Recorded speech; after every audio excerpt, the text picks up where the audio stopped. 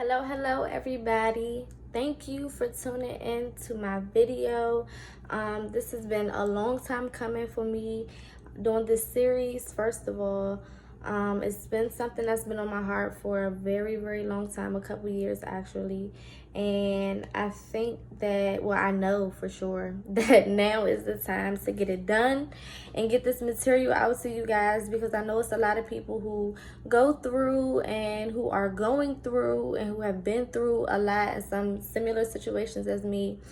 And sometimes we just need to know that there are people out there who understand us and who feel our pain. So this series is going to be all about me being completely open and honest, as real and as raw as I can possibly be, letting you guys know what I've been through, some of the things that have occurred that have made me the person that I am today and that I am extremely appreciative for, believe it or not. And I really hope that you guys enjoy. Make sure that you like and subscribe so that you know every single time that I post a video. Follow me on all my social media. It will be posted down in the description box below. I hope that you enjoy this video, and thank you for tuning in. See you next month. Alright, so I'm gonna start off with I believe that it all really started when I was in pre-K, I believe. I went to pre-K, and I'm a short girl. I'm 4'11", so I've always been small statured and short my whole life. And when you're a kid, especially going through grade school or just being introduced to grade school, where you're around kids that could be way bigger than you, meaning that they're in a higher grade. Like usually everyone starts off with like preschool, where you're around kids who don't exceed the age of 4. So I mean, some people remember preschool, some people don't. I do. And I wasn't the smallest, neither was I the biggest, but I fit in. I was a part because everyone was still in their beginning stages of growing. By the time I got to elementary school, I was introduced in pre-K to boys in a way that I didn't know about, of course, because I was like 5, and my only concern was toys and McDonald's, like, you know what I'm saying? So when I was in pre-K and elementary school, we would have nap time. And during nap time, 2 boys who were brothers would lay on each side of me. And of course, they were going through their own explorative stage. So they would reach under the blanket and touch on me and feel on my body parts. Never anything with my front section, but they'll reach in my pants and touch my butt or reach up my shirt. I didn't have boobs then, but I had chest and it was a nipple. You know what I'm saying? So it was something to feel. And that's when I got exposed to sexuality. Did I know what it was then? No, I just thought this was something that happens in school. So I didn't feel the need to say anything to my parents because, one, I was still trying to fit in.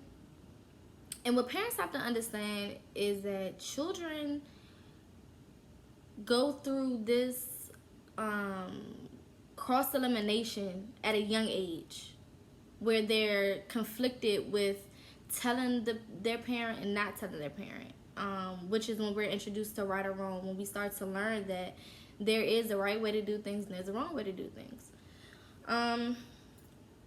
And I just didn't tell. I felt like, I want to fit in. Some of the other girls, little girls that I knew they was doing the same thing to them, and they didn't tell their parents, so I didn't want to get anyone in trouble. I was in the accept me stage. Fast forward to about 4th or 5th grade. When I started to get a little older, by that time I guess I was about 8 or 9. And that's when, of course, I solidified I like boys. Okay, they're cute, and this is what girls are supposed to do. They're supposed to like boys. Some of my friends were a little fast, and they had boyfriends, and they had kissed and all type of stuff like this. That was like super. I don't know why my hair is sticking up, but it was like super huge to us as kids. It was like, dog, y'all kissed, bruh. Like, for real, how was it? Like, how long was it? Like, what his lips feel like? Was they soft? Like, what happened? Like, we really, like, it's a big deal. So I started talking to I had a crush rather on a boy when I was in 5th grade, I believe. And this boy to me was like the stuff. Okay, we was in 5th grade, so we were like the seniors of elementary school. And he was going with this pretty light-skinned girl. Now, remember the back in the day, okay, because I'm not that old. I'm not old, you know what I'm saying? I'm only 23. So back in that time, that's like the early 2000s. Light skin was the ish, okay? If you was light skin, you was that joint, male or female. If you was light skin, you had it going on. Point blank period. We jealous of you, okay? And I was this brown skinned little short girl that ain't have nobody for real. Just trying to fit in, just trying to be a part. Was getting bullied for my size. It was a lot of different things that I was going through during that time. So getting into where toxic fathers start to affect your behavior. So again, I liked this boy. I thought he was so cute. He was talking to a girl who was light skinned, and she was like one of the prettiest girls in 5th grade. Like all the boys, so she was so pretty because she was light skinned. She had big black eyes, and she was just really, really, really pretty, right?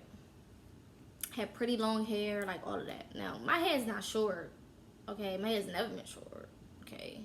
Shouts out to the girl. But it wasn't her hair, you know what I'm saying? So, during that time at home, when I was fantasizing over this little boy at school that had a girlfriend, I was old enough to pay attention more to the things that were happening around me. And during that time, first of all, when I was in 1st grade, I lost my grandfather, who I got this piece of my arm for. And always felt like to my granddad, he was the only one who I couldn't disappoint. I couldn't mess it up. Like, he just was going to love me. He was going to defend me. I could be wrong. It's two left shoes. Me and my brother, it don't matter. Pop-Pop had our back, okay? And Pop-Pop was going to get anybody together who tried to come against us, even though we was wrong, okay? So to have him leave or be taken away from me, I felt like at a young age, which was 1st grade, so I had to be every bit of 6 or 7. I think I was 7 actually, because my little brother was a year old. Then too, at home during that time, see my father date so many females. And not only was he dating females, but I had to live with my grandma. And this is, see, things like this, parents, it goes both ways. Children don't understand the situations that they're in and why they have to be in those situations. And then parents don't understand the effects that these situations have on the children when they make the decisions that they make. Sometimes they make the decisions for the better of the child, the betterment of the child, for the growth of the child. And then sometimes it's out of being selfish and self-centered. So I believe that for both of my parents, it was a little bit of both. It was a little bit of, they want to do it, let them do it. That's less responsibility on me right now, because my parents were young. When my mom had me, she was only 20 years old. My daddy was only 22. okay? So they were young. So during that time, like I said, I saw my dad dating a lot of females. I mean, a lot of women. And I was already kind of hurt because my dad and my mom didn't work out. So when my dad and my mom divorced, broke up, whatever you want to call it, that was a sting too. And then to turn around and see my dad mess with all these females, it was like, are men like this? Like, is this normal? Like, at that point, I felt like it was normal. Like, men don't have to be tied down to one female. Men can date who they want to date, when they want to date them. And it is what it is. So, for me to see this dude with this girl, I didn't feel like it was wrong for me to also like him, because my dad had all of these females that he liked, and that wasn't a problem. So why is it a problem now for me to like a dude who got a girlfriend? Seemed like reasonable logic to me in 4th or 5th grade. I mean, it just was what it was. Y'all excuse my neighbors. They got this cute little girl, and she's crying, if you can hear it. So, apparently something happened with the boy and the girl, and they broke up. And we were all, well, me and the boy was in the same class, and the girl was in a different class. Excuse me.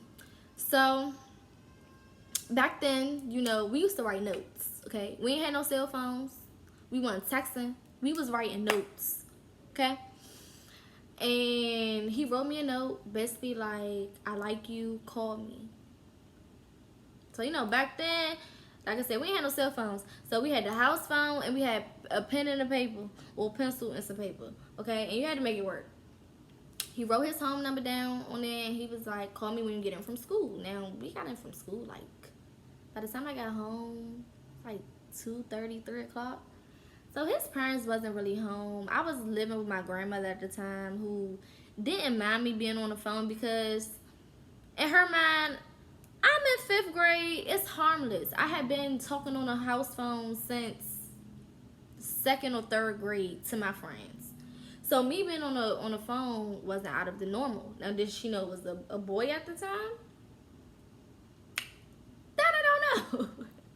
But it wasn't out of the norm for me to be on a house phone. So when I got home, I was so pressed.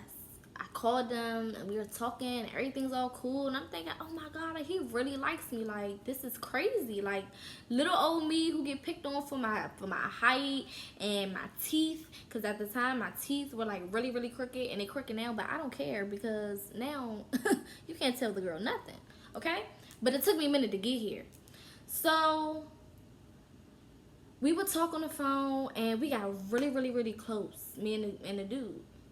This was over a period of maybe 2 or 3 weeks. Got really, really tight. And one day, I came to school, and he was back with her. And I was really confused, because I'm like, okay, I thought you liked me. I thought we was going somewhere. I thought I was finna have a boyfriend, okay? And the girl ain't had no boyfriend. I made it to 5th grade. I ain't had no boyfriend. And I'm like, the dude that I like want me right now, okay? And he want me to be his girlfriend. And that's what I was thinking in my head, that we was gonna be together, and we was gonna make little babies when we got older, and we was gonna get married and kiss. Because I thought well, I didn't think that's how you made babies. I knew how you made babies, but I didn't want to do that part. I just wanted to kiss, okay? So he basically embarrassed me and told me, you know, I only used you to make her mad so that she'll want me back, because apparently she broke up with him for somebody else. That was my first heartbreak ever. So, brokenhearted, feeling betrayed, and felt like I had nobody to talk to. I couldn't really tell nobody what was going on, because it was embarrassing. Like, and I've always been a super private person. Like, if you know me, my house could be on fire, and I'm gonna call the fire department 300 times, the police 500 times. I'm gonna call everybody else before I ask you for help, because I don't want you to know that my house is on fire, so that you can go around and try to talk about me and say that my house is on fire. But all that came from, my privacy came from being picked on. I felt like I couldn't trust people. I felt like I couldn't let people in, because then they would talk about me and they would pick on me. And it also came from my parents. They weren't around. So I didn't trust nobody. You know what I'm saying? It came from multiple phone calls at my grandmother's house from my dad saying, I'll be there in an hour to come pick you up, and then don't come. Or I'm going to come get you this weekend and we're going to hang out. We're going to do this, and that. And he don't come. And it's because he's with a female, or he's doing whatever. Or even being picked on for walking around the school in the same shoes and clothes, when my dad took care of himself and had the latest shoe all the time since I can remember. You know what I'm saying? But didn't invest in buying me anything new. So I thought, or it could have been a case, and it resulted in me getting picked on. So I didn't trust. At a young age, I learned not to trust men, especially because of my dad, and because of that situation. I don't trust. At that point, my trust for men was out the window. I didn't care. So around about 6th grade, 6th or 7th grade is when I started to spend more time with my mom as well as my dad. At first, it was really just me and my grandma's house. I would see my mom on some weekends, and I would see my dad whenever I saw my dad. And being on my mom's side showed me that women also can talk to multiple men. And it's accepted, because I always heard my mother on the phone talking about all the men that she met and that she was talking to. And I remember seeing different men. And I remember different men pulling up in front of our house, stalking my mother. Like, I thought that was tight. And my mother has always been like my idol. I've always looked up to my mother because that was my mom, and I thought my mother couldn't do no wrong. So not only did I think that it was acceptable for men to do them when they felt like it, but I also learned through my young brain, through my young consciousness, that it was acceptable also for women to do them and not be judged, and it not be a bad thing. Why the heck did I learn that? Good God Almighty. Fast forward, well, no, back to 6th or 7th grade. My dad started dating this one female, and she lived in DC. And my dad always dated or talked to females who were really good about keeping themselves up. They had their nails done. They was always pretty, nice hair, good job, always had a place or a home to themselves, always had something going for themselves. And I can't say that. He always talked to women of substance in that sense. So I will never forget one day, we were at her house, because my dad was also the type that would live with women. I only remember my father having his own place once in my life. I'm 23 years old. My dad's in his 40s. I only remember him having his own place once. Twice, actually. I lied. Twice. And that's it. So we were at her house one weekend, and I had gotten to the habit of biting my nails. I didn't want to be feminized. I was at a point, I remember in middle school, where I didn't want to be looked at as, oh, she's so girly. Like, I was going through a tomboy stage. And my mother hated it. Oh my God, because I didn't wear earrings. I was like over it. Because I didn't feel pretty already. I was short. I was skinny. I didn't develop as quickly as some of the other girls in my class. I didn't feel as pretty as the popular girls in school. I developed low self-esteem. And it didn't make it any better that my father would then compare me to grown women.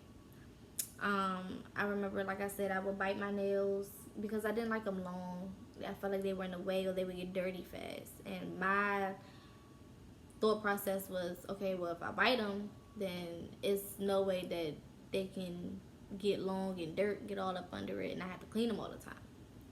So I would bite them.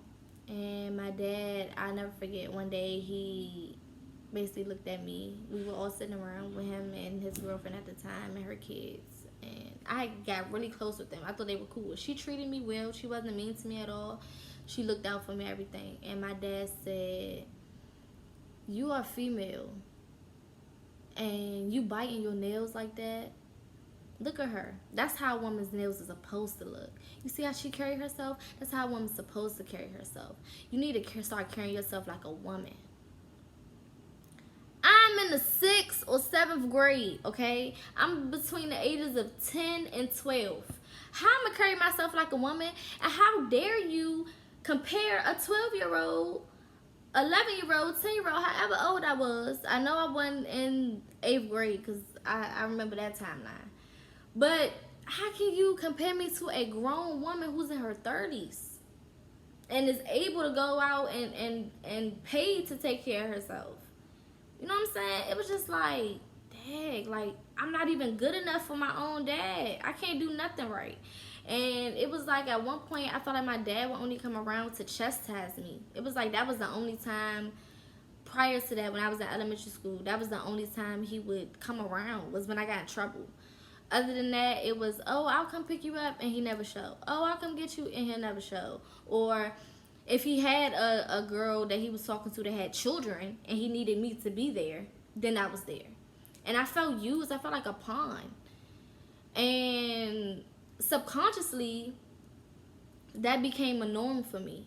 Subconsciously, that became okay for me. Because if my dad can do it to me, then obviously it's okay to be done. Obviously, there's nothing wrong with this situation. And I had to learn. The older I got, it is something wrong, okay? Period.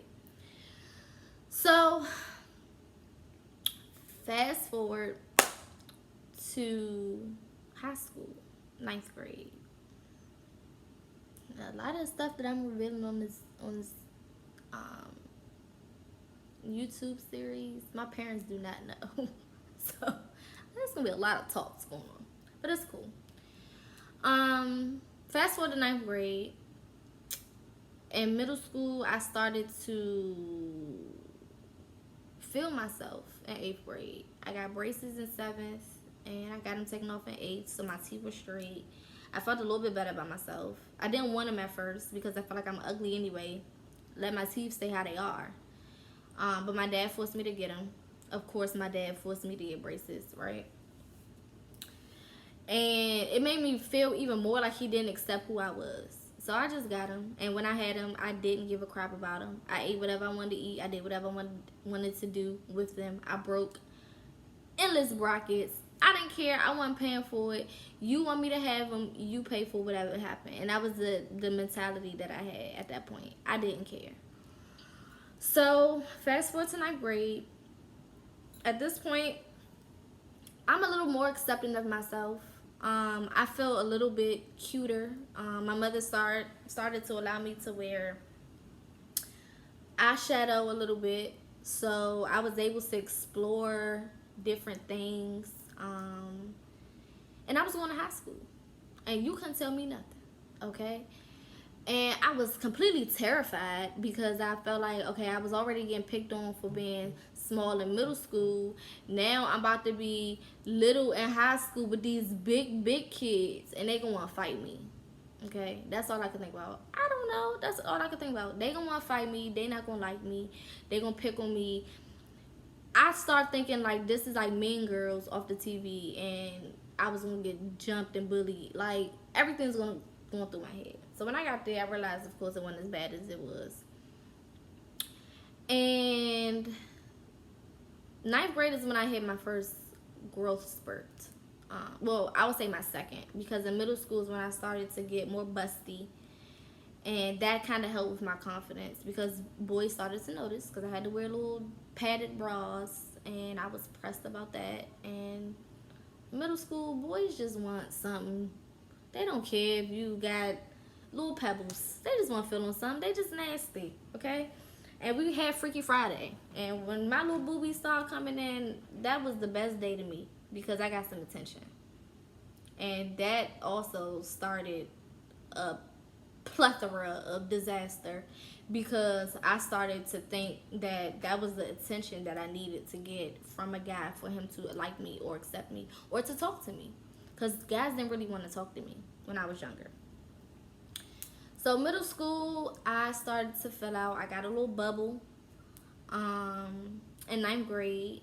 And I'll never forget it. We had Spirit Week. And of course we had to wear uniforms.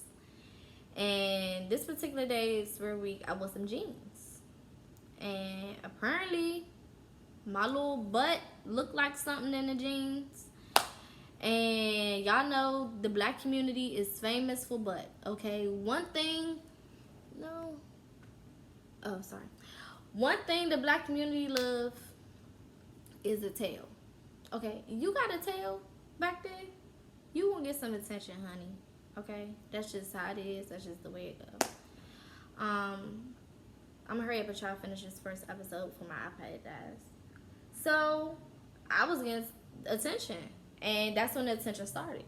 And I was just like, ooh, that's what I've been missing this whole time. Now I have all these boys, older boys, all in my face. They want to talk to me. They want, oh, what's up with you? A fat butt. And I thought that was so cute. A little joint with the fat butt. Like, at one point, I was known at Largo for the short girl with the fat butt. And I thought that was the best thing since sliced bread, given that I used to not get attention at all. And now I'm known as the short joint with the fat butt. Okay, y'all better put some respect on my description. That's just how I felt. And I started to act that way. And in a sense, it gave me a boost of confidence. The confidence that I needed to stop being so hard on myself and to stop beating myself up about the things that I couldn't control. But it also gave me a little bit too much confidence. And the girl went wild. Okay? That's just what it is. So, ninth grade, I got introduced to this boy. He was known around the school to like try to talk to a lot of girls. He was a really attractive, like African boy. He was more like Afro-American. Like he was African, but he was American. Really, really, really Americanized. So he was really attractive to me. Chocolate, you know, not too tall, but tall enough. And he basically asked me for my little number, because at the time my dad's girlfriend, the one who he compared me to, had bought me a phone. At that time, I don't know if y'all remember the backflip. I had a backflip that was pressed. I got that drink for Christmas. I was lit, okay. Put his number in my phone. So he had texted me one day like, meet me in the stairwell. Now I'm green as a green light. Okay, I don't know what meet me in the stairwell mean. I just think he want to talk to me and give me more compliments about my butt being big. I don't know what's going on. I walk in the stairwell and he pushes me up against the wall and start kissing me.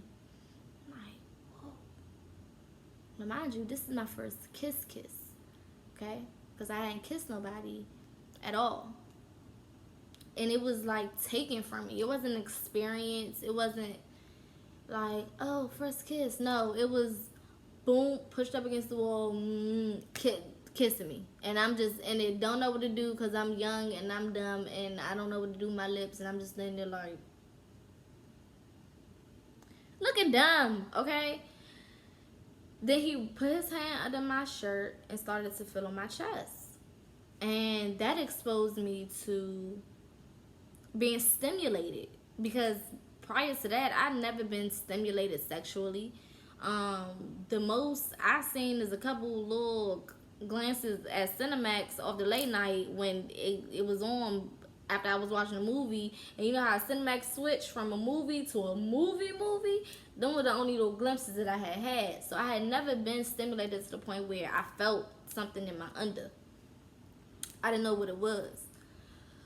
So that was like an experience for me. So I'm like, whoa, like this is strange. This was weird. This was strange, but I liked it a little bit. But I don't know, like, whoa.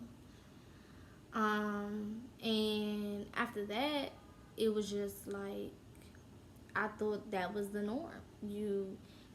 A boy like you, he give you his number. If he want to feel on you a little bit, he feel on you a little bit. It was what it was. Fast forward to 10th grade, I lost my virginity the last day of school, 10th grade. I was 15, going on 16. I think I turned 16 like a couple days after that. Like literally that next week, I think I turned 16. And immediately following losing my virginity, first of all, I felt like, okay, is this what everybody is so like excited about? Because this is like not all that. But then I also felt like a woman. Like I'm grown, you know what I'm saying? I've experienced what every woman dreams about experiencing. You can't tell me nothing, okay? Like I'm her. I did that, okay?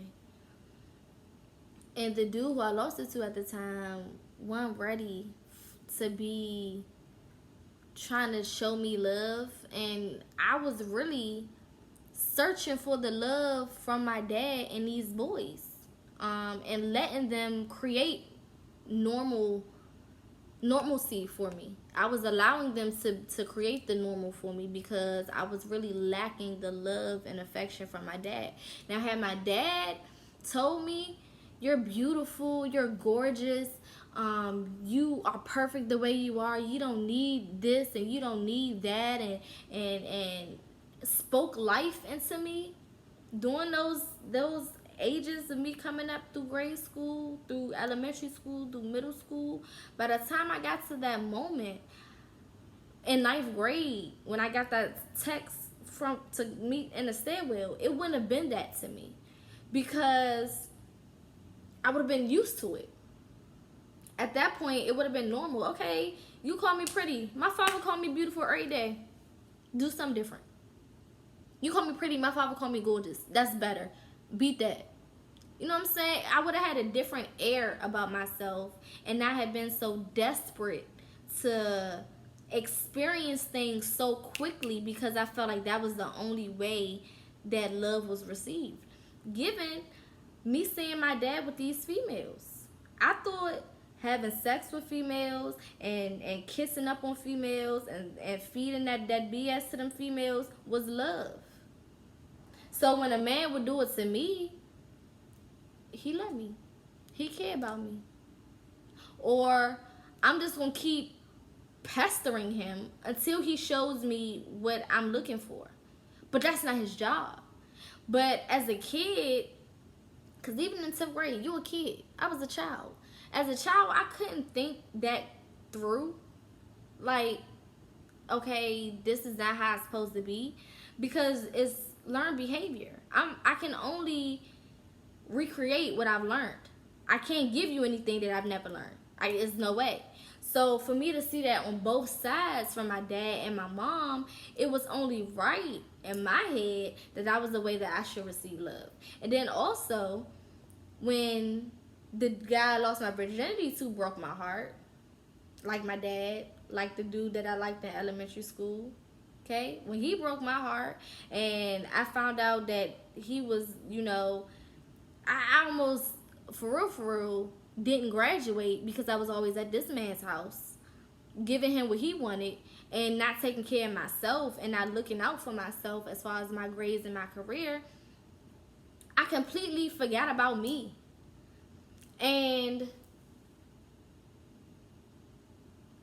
it wasn't until I got older and noticed the pattern, because it only got worse. After that, I only got more sexually active, because at that point, I developed I'ma play you before you play me. My dad showed me how to be a player towards women. My mom showed me how to be a player towards men. Now, I put both of they teachings together, and it made a mega pimp. I'm just gonna call it what it was. That's just what it was. If I wanted you, I was gonna have you. Because that's what my mom and my dad was teaching me. Whoever my mother wanted, she can get him. Whoever my dad wanted, he can get him. It was nothing. So now, I'm this baby, this child, created, just seasoned in this mess. Plus, the things that I've experienced on my own due to their lack of parenting. Because that's just what it is. And I just became, what do they call the women who get the men to escort? I don't remember what they call them. It's a name for the woman. But I became her. Okay? If I didn't care if it was your boyfriend. I didn't care at one point if it was your husband. I didn't care if we was friends. I didn't care. I didn't care. And it was because no one cared for me. Why do I care about you and your love life when my daddy didn't care about how I felt about him? When my mama didn't care about how I was sitting over there crying at my grandmother's house because my daddy didn't pick me up and she didn't come get me either. Nobody helped me. So why do I care? Why should I care? My mommy and my daddy already showed me that this is right. I've seen my dad with married women. I've seen my mom with married men. I've seen my dad with women who was in relationships, vice versa with my mama. So it's not wrong. That's just how I thought about it. It cannot be wrong. There's no way it can be wrong. And one thing about Shania, I don't regret anything that I've done. I'm not ashamed of anything that I've done, because I've always been the type of person, if I did it, I can stand on it. If I said it, I can stand on it. I'm not going to renege. That's just not me. I'm just going to take it. I did it. Now what? And I developed that I don't care mentality because I didn't feel the love or the care from the people who are put on this earth for one thing, and that's the love and care about me. You know what I'm saying? I didn't get that from them. I knew that they loved me, but the way that they showed it was like, are you sure? And then on top of that, I had siblings. I was the oldest. So my siblings, my brothers got more love from my parents than I received, because I always felt like I was the demo baby. For a long time, I felt like the demo. I felt like the tester. And a lot of times, the first child is the tester. Our parents are not used to being parents, especially when we the first kid. You know what I'm saying? Unless they had experience raising a sibling or something like that, they don't know what to do. Being a parent don't come with a handbook. And I learned that through my own situation with my baby girl. So it don't come with instructions. And no matter how you become a parent, if the baby is given to you, if you birth the baby, whatever, there's no guidelines to parenting. It's not. So in a sense, when I was younger and when I, because I did a lot of self-development. I did a lot of mental development. And I am blessed to have always been ahead of my years. I've always been able to think things through clearly, and I've always been able to see things from different perspectives. And just given that, I was able to eventually understand that my parents failed as parents in the beginning because their parents failed as parents.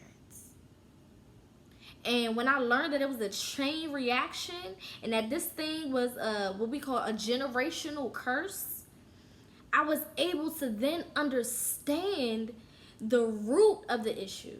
And when you get to the root, okay, you able to cut out your aggression towards them. You're able to really understand someone's journey other than yours when you understand the root of that issue. My mom seen her dad, which is the one who used to protect me. Okay? My mom seen her dad treat my grandmother horribly. My mom seen her dad with a lot of women. My mom seen her mom with a lot of men. Sounds familiar. Yeah? My dad didn't know his daddy. And my grandmother was a single parent. So it was only so much that my grandmother could do raising a man child. She couldn't teach my daddy how to be a man.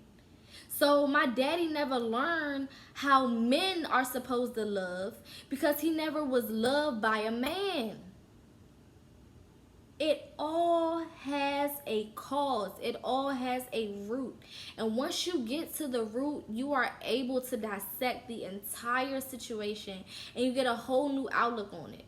So I learned that my root wasn't that my parents didn't love me. My root wasn't that, my dad didn't care about me or didn't want me or whatever the case is. That wasn't the root.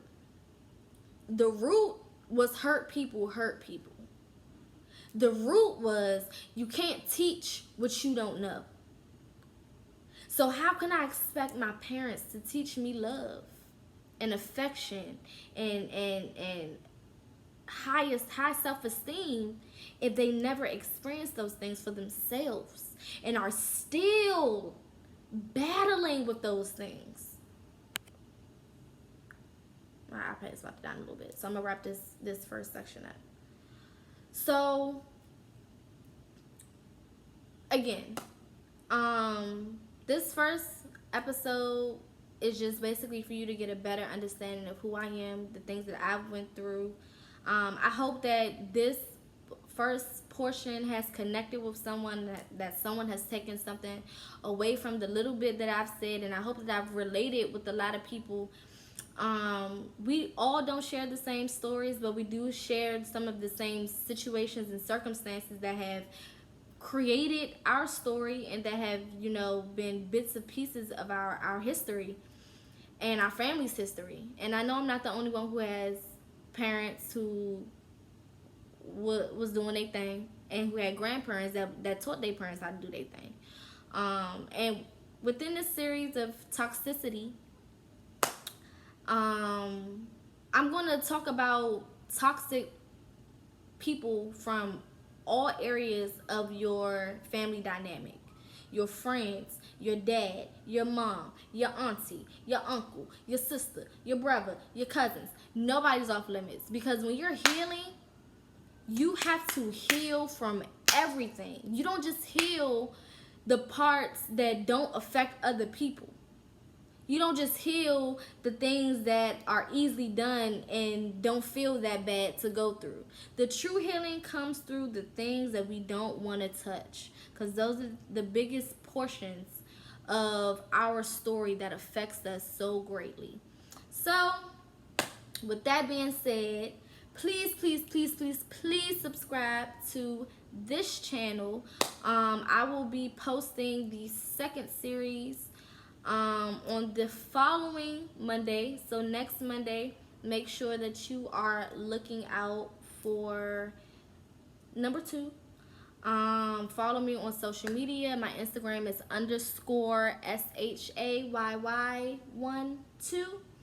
Snapchat is ZHANE15.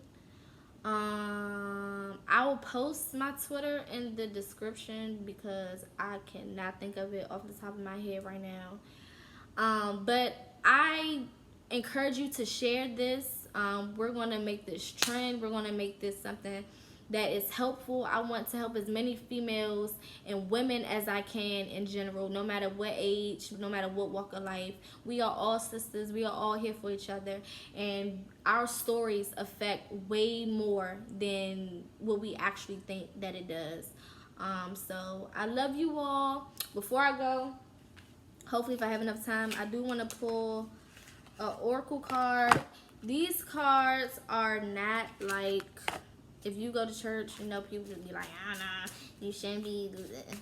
It's not like that. This is just something that can help. If it help, if it don't, it don't. But these are like really cute cards. They like, just like me, straight to the point. They cuss a little bit, you know. If you need it, then you need it. So I'm gonna pull one off the top. Okay. And this oracle card says, forget fear, it will lie to your face. And I'm just going to take that as a message to me to forget the fear of doing this series and to go for it, because I know it'll help a lot of people, and I know that that's probably a message for a lot of you all too, to step out and to start your healing and to forget the fear. We here to heal. It's healing time. Let's get it.